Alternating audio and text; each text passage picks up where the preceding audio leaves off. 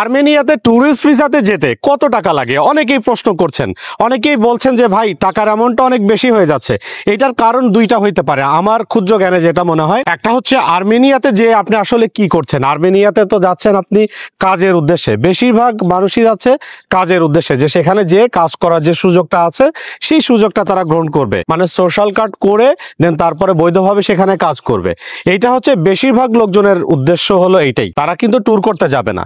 আর একটা হচ্ছে আর্মেনিয়ার মতো একটা দেশের ট্যুরিস্ট ভিসার জন্য যেসব ডকুমেন্টস প্রয়োজন সেইটা কিন্তু বেশিরভাগ মানুষের কাছে নাই। এই ডকুমেন্ট সাপোর্ট কিন্তু বিভিন্ন এজেন্সিদেরকে দিতে হয়, ট্রাভেল এজেন্সিগুলোকে দিতে হয়। এটা তো সব মিলিয়ে এটার প্রাইসটা এই জন্য বেশি হচ্ছে। আমার যেটা মনে হয় যদি আপনারা আর্মেনিয়াতে এখন ট্যুরিস্ট ভিসা নিয়েও যেতে পারেন, একটা সুযোগ হয়তো আপনার সামনে আসতে পারে যে সেখানে আপনি বৈধ হবেন বা বৈধভাবে কাজ করতে পারবেন। এই সুযোগটা আপনারা নিতে পারেন। যারা মোটামুটি একটু কম খরচের মধ্যে ইউরোপের কোনো দেশ বা ইউরোপের মতো কোনো দেশে যেতে চান তারা আর্মেনিয়াকে বেছে নিতে পারেন। যদিও আর্মেনিয়া কোনো ইউরোপের দেশ না, বাট ইউরোপীয় কালচার এবং ইউরোপীয় স্ট্যান্ডার্ড মেনটেন করে এরকম একটা দেশ আর্মেনিয়া।